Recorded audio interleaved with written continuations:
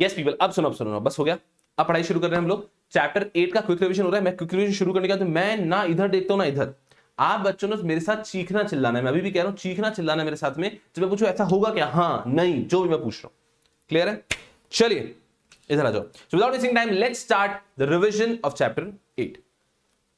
The first case G1, पहले case के अंदर क्या होता है, Poona employ union versus Force Motors. अगर आपको याद होगा समरी क्या था, it was a factual oriented case, हमने ऊपर लिख रखा है। इसकी समरी क्या थी, Poona employ union got the workers to sign and join the union based on lies and fake promises which is not in the interest of workers, hence recognition was denied. आपको याद आ रहा है केस है Poona employ union versus Force Motors. तो इन्होंने क्या किया था, एक एम्प्लॉय यूनियन ऑलरेडी रजिस्टर्ड थी, एक दूसरी एम्प्लॉय यूनियन ने क्या किया, पुरानी रजिस्टर्ड यूनियन का नाम था भारतीय कामगार सेना, एक नई एम्प्लॉय यूनियन आई, उसने सब लोगों का 85% एम्प्लॉइज का सिग्नेचर ले लिया और कोर्ट में जाकर सब हमारा मेंबर बनना चाहते हैं, हमें आप रिकॉग्नाइज्ड यूनियन बना दो, हमें आप रजिस्टर्ड यूनियन कर दो। कोर्ट बोला दैट आपने झूठे प्रोमिसेस करके उनसे साइन लिए हैं। दो चीजें, एक तो आपने उनको बोला था कि ये जो सिग्नेचर है ये कोर्ट में यूज नहीं होगा, और दूसरा ऐसा था कि आपने कहा था कि उनके पेंडिंग ड्यूज आप उनको दिलवा दोगे, तो आपने झूठे प्रोमिसेस करके उनके सिग्नेचर लिए, hence you will not be the registered union. Factual oriented case G1।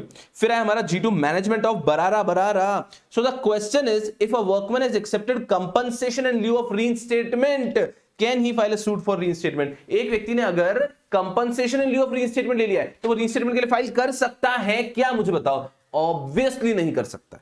That was G2। फिर है हमारा G3, employ state insurance company. भाई साहब छोटा सा सवाल था, क्या डायरेक्टर ईएसआई के हिसाब से एम्प्लॉय होता है क्या डायरेक्टर ईएसआई के हिसाब से एम्प्लॉय होता है क्या? The answer is yes, director ESI के हिसाब से एम्प्लॉय होता है।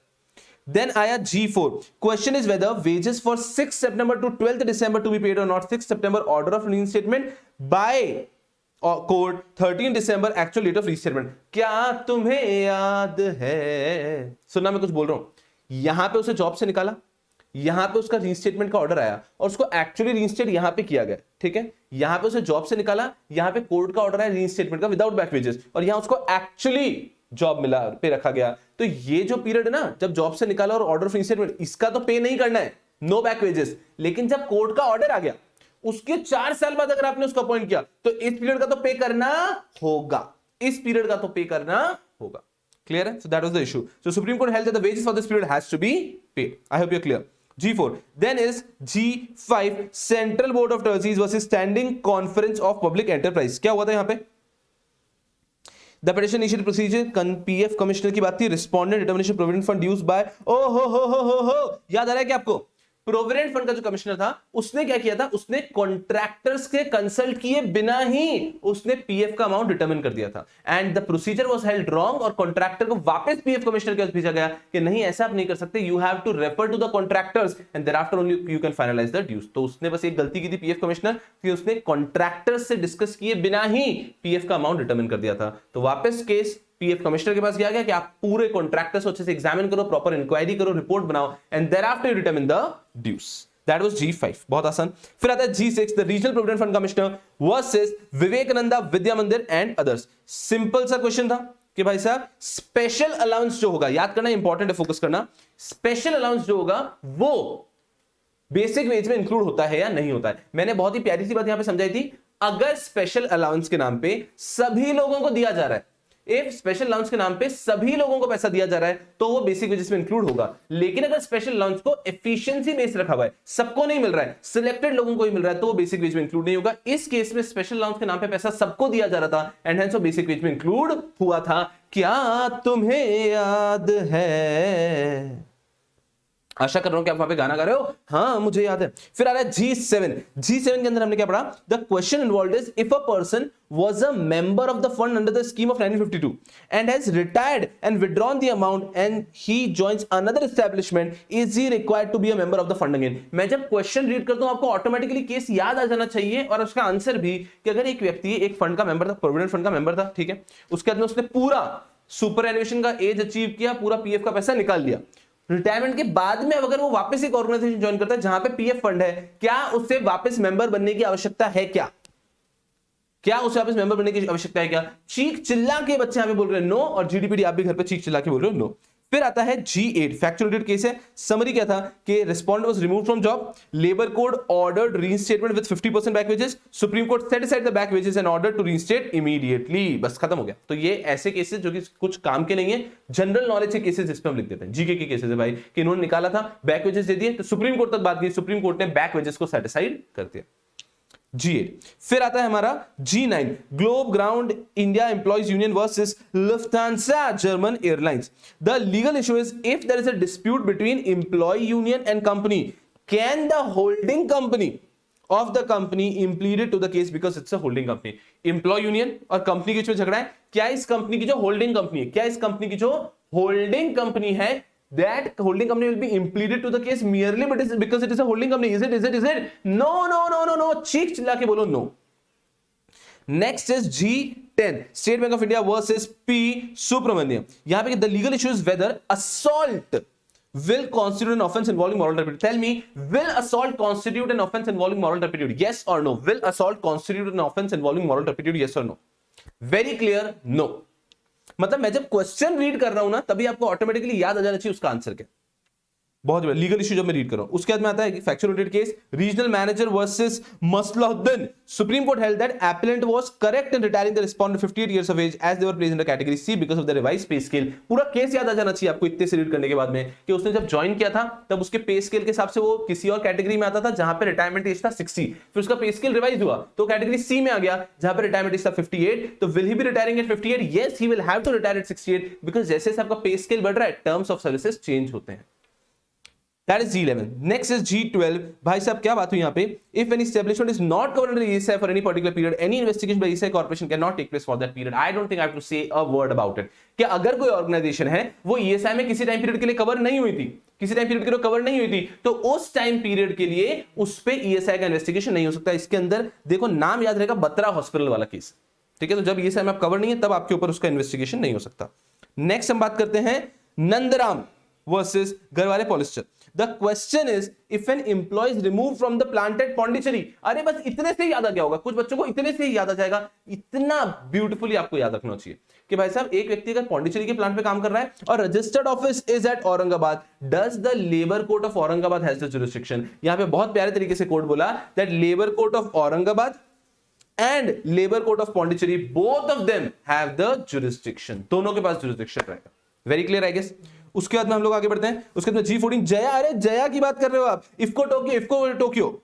Summary, driver died in the course of employment, commissioner ordered compensation of 10,75,000, high court on appeal reduced it to 6 lakh, Supreme Court set aside the order of high court saying that compensation can not be avoided even if the employ was negligent. तो यहां पे हमने case पढ़ा था कि भाई अगर वो नेग्लिजेंट भी है तो भी ऐसे आप उसका कंपनसेशन छीन नहीं सकते। रुकना मेरी बात को अच्छे से। यही केस पढ़ने, इस केस से आपके दिमाग में क्या आया मुझे पहले बताओ। G14 ये केस पढ़ने का आपके दिमाग में क्या है? मैं चाहता हूं तुझको सुबह शाम की तरह। उसके अंदर आपको याद है पीछे ट्रक का एक्सीडेंट हुआ था? हमने जो लेक्चर में वो गाना देखा था उसमें पीछे ट्रक का एक्सीडेंट याद है क्या आपको? तो वो जो ट्रक का एक्सीडेंट हुआ था तभी हमने देखा था अरे देखो केस पढ़कर आए हैं कि एक व्यक्ति ने वापस रीगेन करने की कोशिश की, ट्रक का एक्सीडेंट हुआ, he tried to regain the control but फिर भी वो नहीं कर पाया और इवेंचुअली उसकी मृत्यु हो गई। तो भले ही आप कहना चाहते हो कि वो नेग्लिजेंट है, फिर भी compensation has to be paid, फिर भी कंपनसेशन तो पे करना पड़ेगा। क्लियर है? तो ये वाला केस था जय बिस्वाल वाला। उसके बाद में आते हैं हम ESIC वर्सेस अब्दुल समाद। क्या पढ़ा? यहां पर हमने सिंपल तरीके से कि अगर लॉ में क्लियरली लिखा हुआ था, अगर आपको याद होगा लॉ में एक प्रोविजन था जिसमें क्लियरली लिखा हुआ था that imprisonment of 1 year and fine of 5,000 rupees, फिर नीचे प्रोविजन में लिखा था that imprisonment can be reduced from 1 year as well. तो क्या फाइन का अमाउंट 5,000 से रिड्यूस कर सकते हैं क्या? फाइन का अमाउंट 5,000 से रिड्यूस किया जा सकता है क्या? नहीं। When the law is very clear तो आपको उसको unnecessarily golden rule of interpretation apply नहीं करना है। क्लियरली लिखा है कि फाइन का अमाउंट विल बी 5,000 और रिड्यूस करने का प्रोविजन नहीं है, तो फाइन का amount can not be reduced. उसके बाद हम गए G16। अरे बहुत आसान, वापस हमने पढ़ा था पहले directors are employees under ESI। अब यहां पे क्या पढ़ रहे हैं हम लोग? Casual workers are also employees under ESI। बहुत ही बढ़िया G16। फिर आते हैं हम लोग G17 पे। एक और GK वाला केस आ गया कि यहां पे क्या हुआ, सिविल LIC का केस था अगर आपको याद होगा। वायर चार्ट में दी एलआईसी केस करके लिखा होगा सिंपल कि एलआईसी के अंदर क्या था, एलआईसी अब्सॉर्ब वर्कमैन, एलआईसी ने बहुत सारे लोगों को निकाला था पहले, तो कोर्ट का ऑर्डर है कि एलआईसी आपको इन सबको अब्सॉर्ब करना है विद बैक वेजेस ने ये वो सारे सर्विस बेनिफिट्स। तो ये चीज केस गया सुप्रीम कोर्ट तक, सुप्रीम कोर्ट ने इसे एलआईसी बोल दिया कि हम प्रैक्टिकली उनको कर ही नहीं सकते, हमारे करोड़ एंड करोड़ का एक्सपेंस पड़ रहा है। वन टाइम कुछ 7,000 करोड़ का एक्सपेंस था और एवरी ईयर भी 700 करोड़ का एक्सपेंस है। तो फिर सुप्रीम कोर्ट ने इसे थोड़ा सा मॉडिफाई कर दिया, बोला कि चलो ये सारे सर्विस बेनिफिट्स मत दो और आप उनको अब्सॉर्ब कर लो। Supreme Court made the absorption reinstatement practicable for LIC. That was G17। General knowledge है, एग्जाम आने की संभावना नहीं रखता है। G18 PEPSU, the legal issue is if a government entity department is taken over by a corporation, does the employee constitute to be government employee? इसके अंदर हमने बाद में और डिस्कशन भी किया था, सिंपल तरीके समझिए, एक गवर्नमेंट डिपार्टमेंट है, a corporation is taken over the government department, now its employees, the employees of this corporation now have retired, and now understand, will these people while retiring be considered as government employees or not? बस इतना सा issue है। Government department, it was taken over by a corporation and now these people are retiring, will they be said to be a government employees retiring? The answer was no, they will not be termed as government employees retiring। फिर हम लोग आगे बढ़े, फिर at G19 the issue was whether, अरे बहुत ही बढ़िया case था, आपको याद आएगा ये वाला, the issue was whether forcible entry was mandatory with theft to claim the money from insurance company। Forcible entry mandatory थी क्या? यहां पर सुप्रीम कोर्ट हैज हेल्ड कि because this is a burglary and house breaking insurance और insurance के terms में clearly लिखा हुआ है there has to be a forcible entry, तो उसको उसी प्रकार से इंटरप्रेट किया जाएगा, आप अपने हिसाब से इंटरप्रेट नहीं कर सकते। इंश्योरेंस के कॉन्ट्रैक्ट में क्लियरली लिखा है that forcible entry is mandatory, तो फोर्सेबल एंट्री मैंडेटरी है तभी आपको इंश्योरेंस क्लेम मिलेगा। चलो G19 G20 पे आ गए, ये भी एक जनरल नॉलेज का केस था, इसका आपको समरी मैंने लिखवाया है। इन्वायरमेंट क्लियरेंस ऑर्डर किया गया था, लेकिन उस एंटिटी ने पब्लिक हियरिंग के बिना ही इन्वायरमेंट क्लियरेंस ऑब्टेन कर लिया था। कोर्ट ने क्या, हाई कोर्ट ने क्या ऑर्डर दिया, बंद करो ये कंपनी को जब तक इनकी पब्लिक हियरिंग नहीं हो जाती और इन्वायरमेंट क्लियरेंस इनको नहीं अप्रूव हो जाता पब्लिक हियरिंग में। सुप्रीम कोर्ट ने इंटरफेयर किया कि रुको रुको रुको, आपका प्लान कंटिन्यू कर देते हैं, आप प्लान चलते रहो और में काम करते रहो और 3 महीने के अंदर within next 3 months you to ensure that you conduct public hearing. अब उसमें अगर अनफेवरेबल रिजल्ट आता है तो आपको बंद करना पड़ेगा और अगर फेवरेबल आता है तो यू कैन कंटिन्यू। तो ये जनरल नॉलेज के लिए केस था आपका G20। फिर आता है G21, वापस एक जीके का केस आ गया। Summary, IT ordered reinstatement with 30% back wages on appeal, High Court ordered 50,000 compensation and role reinstatement on appeal, Supreme Court increased the compensation to 1,50,000। तो इंडस्ट्रियल ट्रिब्यूनल ने ऑर्डर किया था कि सबको 30% बैक वेजेस से absorb करो। High court बोला वो तो पॉसिबल ही नहीं है कंपनी के लिए, तो कंपनी हर एक को 50,000 का जो कंपनसेशन दो। सुप्रीम कोर्ट ने उस कंपनसेशन को बढ़ा के कर दिया 1,50,000। That's it. ये हुआ G21। Next is G22, Delhi Transport corporation versus Rajendra Kumar. बहुत ही बढ़िया, सुनना मेरे को, आपको याद है क्या राजेंद्र कुमार? आपको अपना कोई ना कोई मित्र तो याद आ रहा होगा ना, जिसको आपको ये केस देख अपना मित्र याद आता है, भाई साहब छुट्टी पे छुट्टी मारते आता ही नहीं है। तो अगर एक ही व्यक्ति था जिसने खूब खूब खूब सारी छुट्टियां मारी है, तो क्या कंपनी उसे निकाल सकती है क्या कंपनी उसे निकाल सकती है क्या? तो यहां पे Delhi Transport Corporation was allowed to remove him. भाई साहब 100+ डेज की छुट्टियां ले रहा है एवरी ईयर और पिछले 2-3 सालों से भी, तो the DTC was allowed to remove him। G22, G23, employee had died at the premise of the employer, but since she had already resigned 3 months back, याद आ रहा है वो कि 3 महीने पहले रिजाइन कर चुकी थी वो लेडी, एंड thereafter वो लेडी आई थिंक फीमेल ही है, राधा शर्मा, वो जो भी एम्प्लॉय था वो 3 महीने पहले रिजाइन कर चुका था, फ्रेंड को मिलना है, तो यहां पे उनकी मृत्यु हो गई, तो क्या एम्प्लॉयर की लायबिलिटी आएगी क्या? एम्प्लॉयर की लायबिलिटी आएगी क्या? Of course the answer is no. क्या मनहूस दोस्त होगा जिससे वो मिलने आए होंगे? इधर आओ। G24, जोर सिंह गोविंद वर्जनरी, appeal allowed gratuity has to be paid. बहुत इंपॉर्टेंट केस यहां पे टेक अवे था हमारे पास, that Supreme Court held that gratuity can be denied only if there was termination because of offence involving moral turpitude. Gratuity सिर्फ, यही हमने एक और आगे भी पढ़ा और इस बात पे मैंने लास्ट लेक्चर में डिस्कशन भी किया था, I think second last case भी सिमिलर है। अगर आप किसी की ग्रेचुटी को फॉरफीट करना चाहते हैं, so the person must have committed N offence involving moral turpitude. Clear है? अदरवाइज आप नहीं कर सकते। उसके बाद में आता है G25, the legal issue is whether BOCW, ये जो सेस एक्ट था ना, cess act will be applicable on factories which are supposed to be covered under factories। याद आ रहा है कि आपको कंस्ट्रक्शन वर्कर्स के लिए एक सेस एक्ट था, वो अप्लाई होगा क्या उन फैक्ट्रीज पे जो फैक्ट्रीज एक्ट में अप्लाई होने वाली है? आई थिंक आपको अभी से क्रिस्टल क्लियर, तभी तो हमने इतना समय लिया रेगुलर डिस्कशन के टाइम पे, आपको अभी से याद आ गया होगा कंफर्टेबली दैट जब तक उसमें मैन्युफैक्चरिंग प्रोसेस स्टार्ट नहीं होता है तब तक ये सेस एक्ट अप्लाई होगा, एंड एक बार मैन्युफैक्चरिंग प्रोसेस स्टार्ट हो जाता है वहां से फिर वहां पर फैक्ट्रीज एक्ट अप्लाई होगा। तो मैन्युफैक्चरिंग प्रोसेस जो है ना वो होगा डिसीजन मेकर। मैन्युफैक्चरिंग प्रोसेस शुरू होने के पहले सेस एक्ट, आपको सेस पे करना होगा फॉर कंस्ट्रक्शन वर्कर्स, उसके बाद में फैक्ट्रीज एक्ट, फिर आपको फैक्ट्रीज एक्ट के रिक्वायरमेंट को कंप्लाई करना होगा। That is G25। फिर आता है G26, another factual oriented case. Summary क्या लिखा, employ produced a forced certificate to SBI. उन्होंने एसबीआई का फोर्स सर्टिफिकेट देके अपना रेम्यूनरेशन बढ़ा दिया। बाद में जब पता चला कि तो फोर्स सर्टिफिकेट है, SBI dismissed on finding it. High Court order reinstatement with 50% backwages. High Court वाला चलता है ना, एक दो तो फोर्स किए, सुप्रीम कोर्ट ने इंटरफेयर किया, Supreme Court set the order of high court. तो एक लेडी थी, उन्होंने गलत सर्टिफिकेट देके अपना पे हाइक करवा लिया, पता चला तो उनको निकाल दिया एसबीआई ने। हाई कोर्ट ने कहा नहीं इनको वापस रखो 50% बैक वेजेस। सुप्रीम कोर्ट बोला क्या हाई कोर्ट भांग क्या मुंह में रखते हो क्या, परमानेंट मुंह में रखते हो क्या, निकालो इसको। तो supreme Court set aside the order of high court. G26। फिर है G27, all sports employ union. याद आ रहा है आपको, Yamaha. The issue is weather, ये तो बहुत अच्छा क्वेश्चन था जिसके अंदर सुप्रीम कोर्ट ने इशू को आंसर ही नहीं किया था। The issue is whether employee union can alter its constitution to widen the scope of member। क्या एक एम्प्लॉय यूनियन अपना कॉन्स्टिट्यूशन को वाइडन कर सकता है ताकि वो किसी भी नए व्यक्ति को मेंबर बना सके। सुप्रीम कोर्ट इस इशू को हैंडल करके अपना आंसर देता, उसके पहले इशू रिडंडेंट हो गया बिकॉज किसी और एम्प्लॉय यूनियन को रिकॉग्नाइज कर लिया था, and hence supreme court did not answer this question at all. I hope you must have been able to remember it। G28, बहुत ही बढ़िया, छोटा सा सवाल था, क्या ईएसआई पे जो कंट्रीब्यूशन है वो इंटरिम वेजेस पे भी देना है? जी हां, ESI contribution has to be paid on interim wages as well. ESI contribution has to be paid over interim wages as well.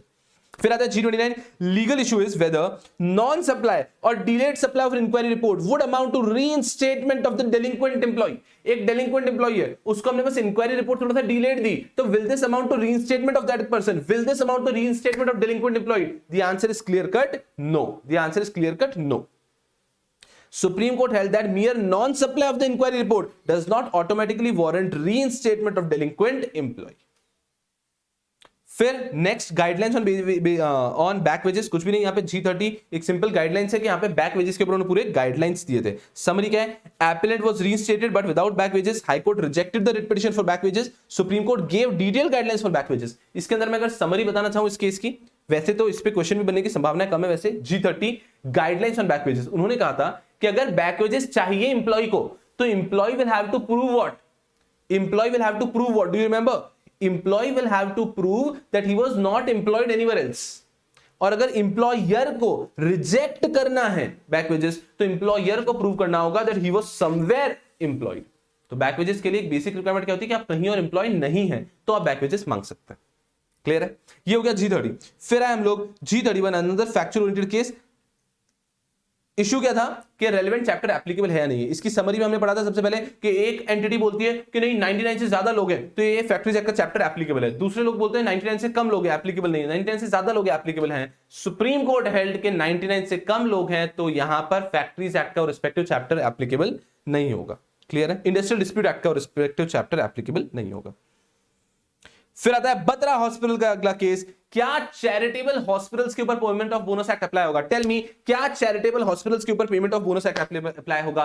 बिल्कुल होगा। हॉस्पिटल आपका चैरिटेबल होगा, बट वहां पे जो लोग काम करते हैं उनको तो सैलरीज पूरे प्रॉपर्ली मिलने चाहिए ना, सबको सारे बेनिफिट्स मिलने चाहिए। सो payment of bonus act is even applicable on charitable hospitals. G32। फिर आती G33। मुझे बताओ, एक बेसिक सा क्वेश्चन हमेशा, अगर ऑल्टरनेटिव रेमेडी है तो रिट पिटीशन फाइल कर सकते हैं क्या? जी नहीं। If there is an alternative remedy writ petition can not be file.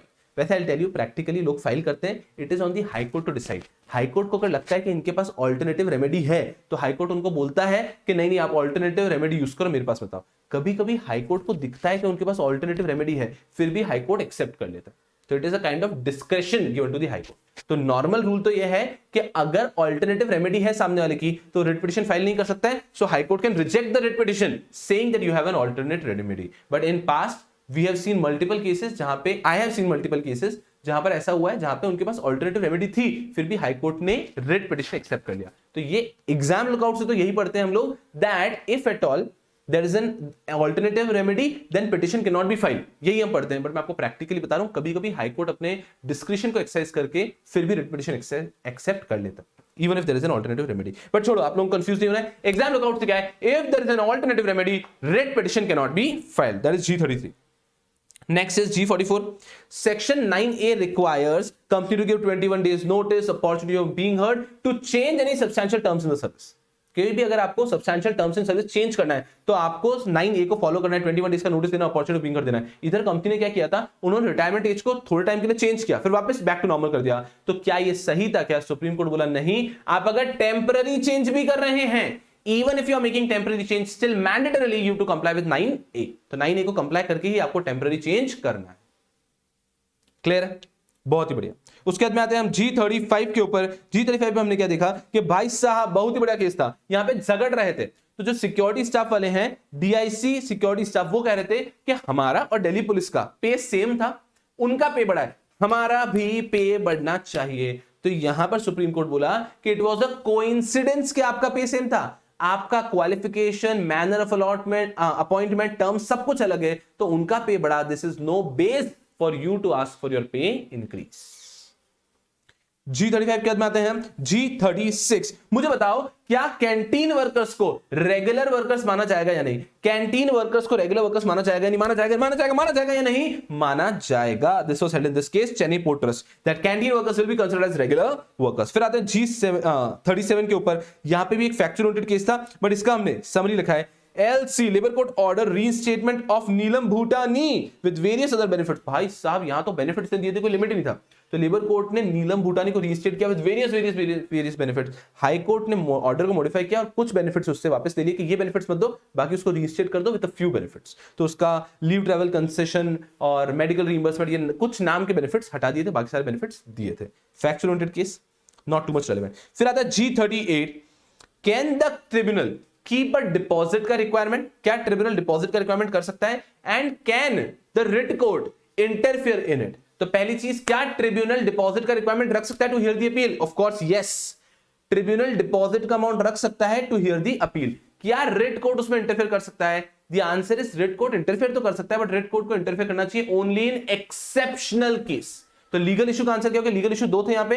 पहला मतलब दो, उसका हम सब पार्ट बना सकते हैं कि क्या ट्रिब्यूनल अपील सुनने के लिए डिपॉजिट की रिक्वायरमेंट रख सकता है और क्या रिट कोर्ट उसमें इंटरफेयर कर सकता है? तो पहले का आंसर है कि बिल्कुल ट्रिब्यूनल डिपॉजिट की रिक्वायरमेंट रख सकता है और रिट कोर्ट उसमें इंटरफेयर कर सकता है only in exceptional cases. Sir इस पर्टिकुलर केस में किया था क्या जो केस था सिलेबस में? जी नहीं, यहां पे कोई एक्सेप्शनल केस नहीं दिखा, इसलिए रिट कोर्ट ने इंटरफेयर नहीं किया। Beautiful. That is G38. Next is G39. We're so close to end. Issue is whether dismissal is a fair punishment for accepting bribe. Bribe तो लेता ही है ना, bribe तो normal है ना, तो bribe लेने पे क्यों मेरा dismissal हो रहा है? क्या dismissal fair है, proportionate है क्या punishment for accepting bribe? The answer is yes, yes, yes. Dismissal is a fair punishment for accepting bribe. बहुत ही बढ़िया। G39।